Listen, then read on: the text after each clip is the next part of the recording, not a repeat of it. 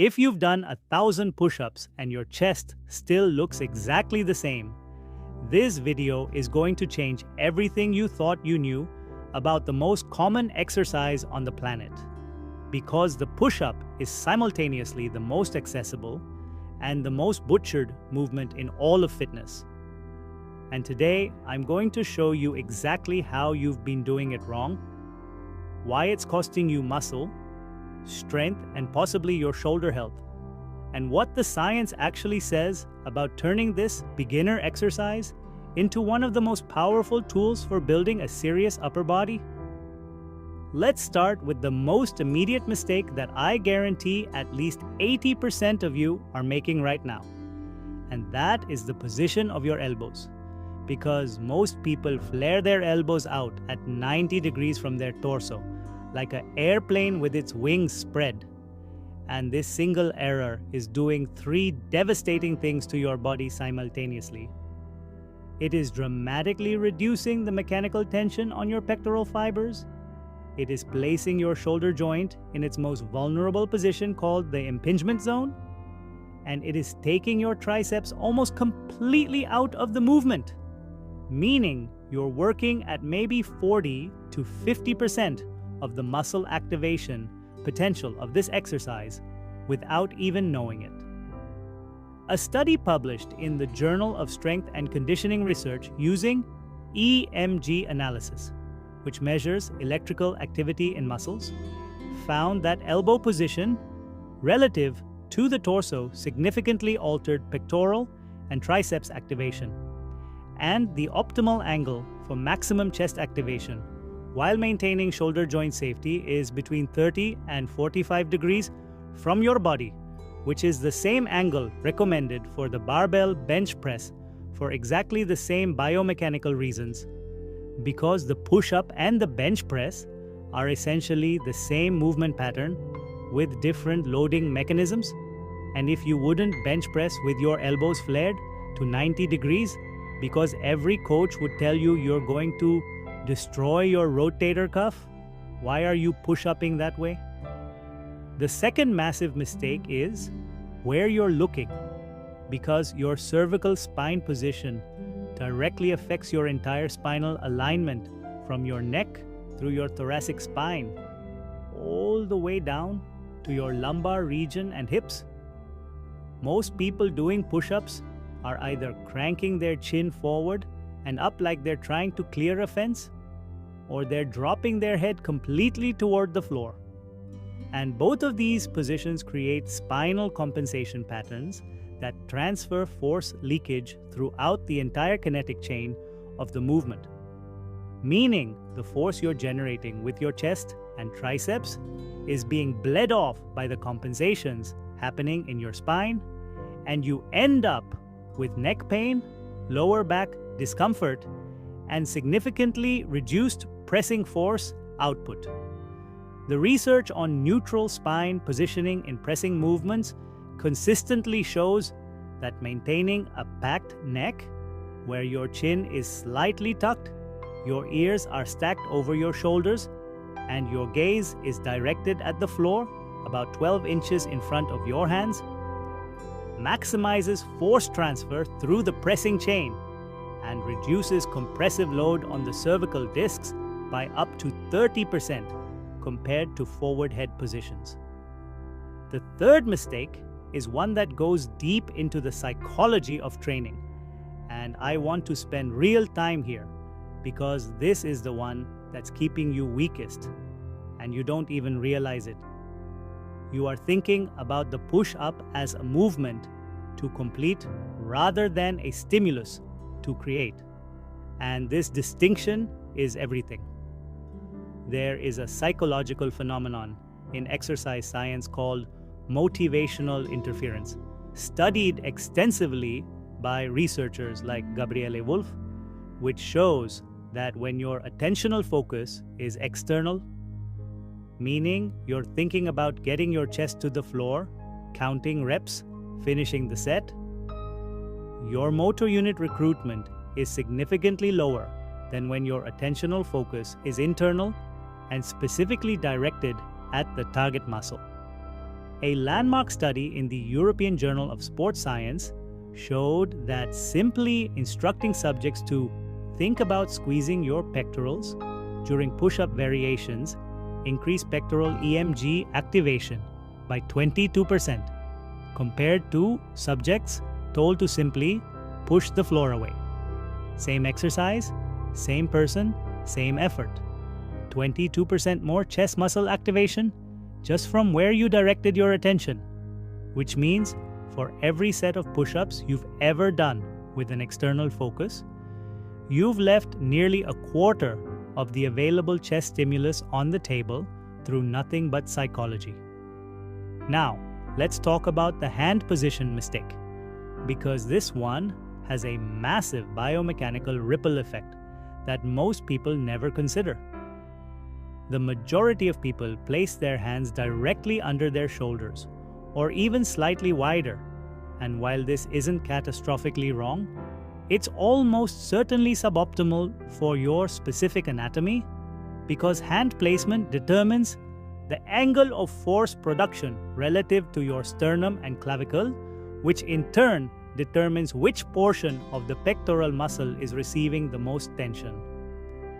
If you place your hands slightly wider than shoulder width, with your fingers angled outward at about 30 to 45 degrees, you increase the stretch on the sternal fibers of the pectoralis major at the bottom of the movement, which is where the most muscle-building stimulus is generated because stretched muscle under load is the primary driver of hypertrophy, according to recent research from Brad Schoenfeld and colleagues, showing that exercises that load muscles at longer muscle lengths produce significantly greater hypertrophic responses than those that load muscles at shortened or mid-range positions.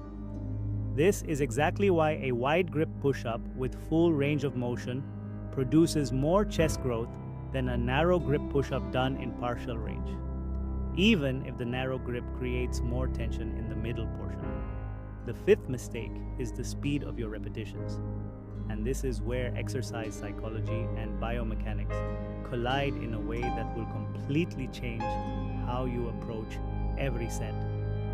Most people do push-ups at a pace that can only be described as controlled falling. They drop toward the floor without any eccentric intention and then push explosively upward.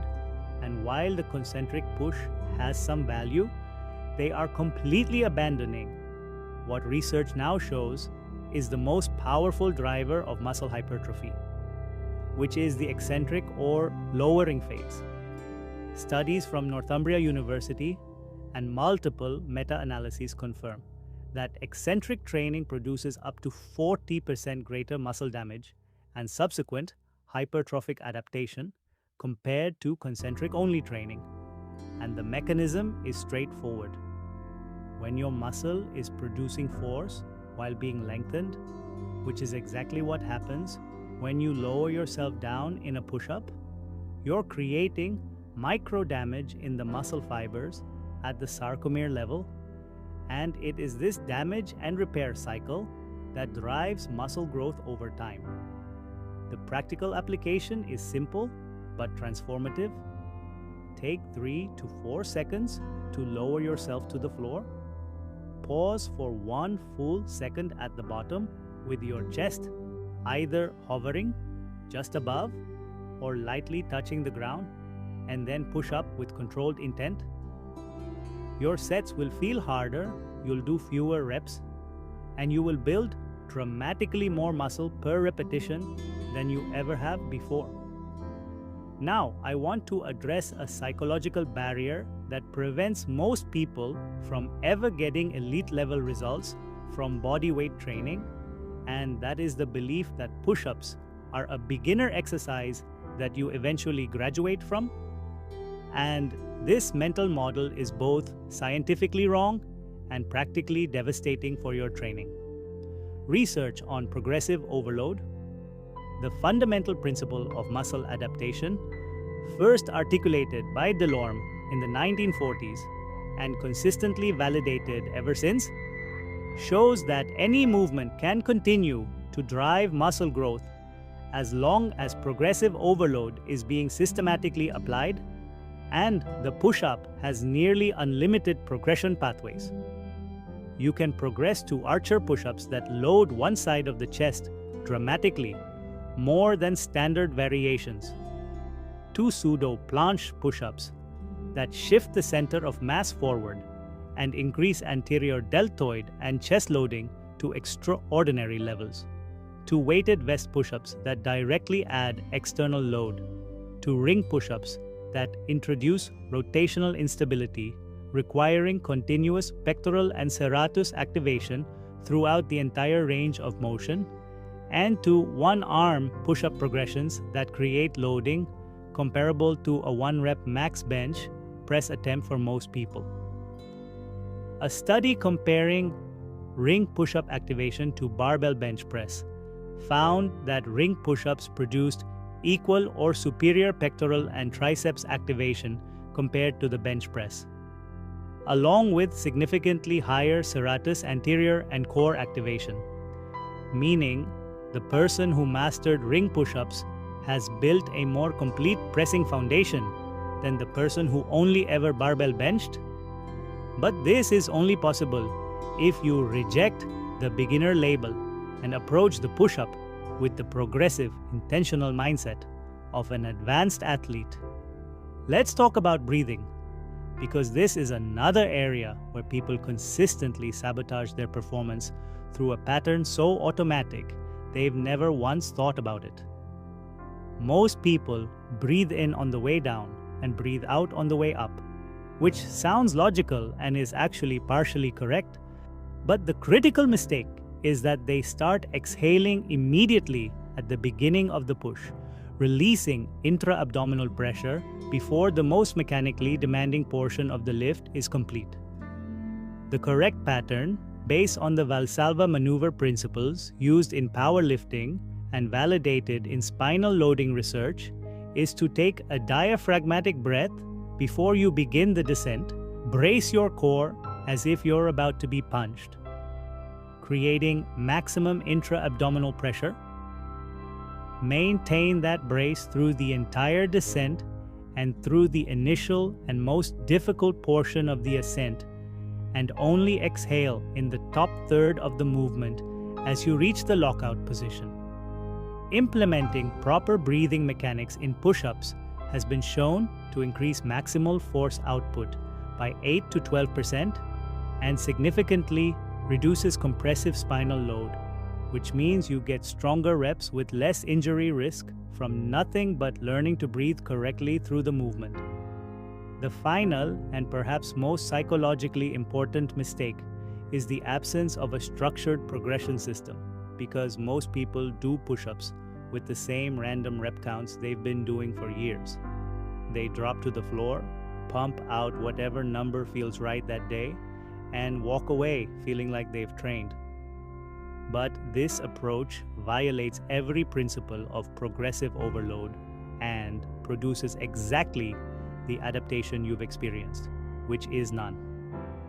Periodization research by scientists like Vladimir Zatsiorsky shows that unstructured repetitive exposure to the same stimulus produces rapid accommodation.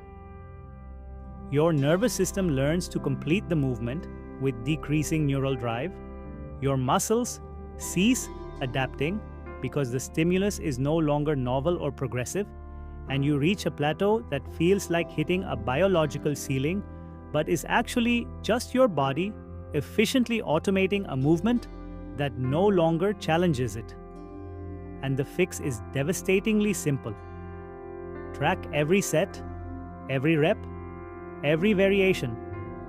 Set weekly progression targets, and when you can do more than 20 clean reps with perfect form on any variation, progress to a harder variation immediately rather than adding more reps endlessly.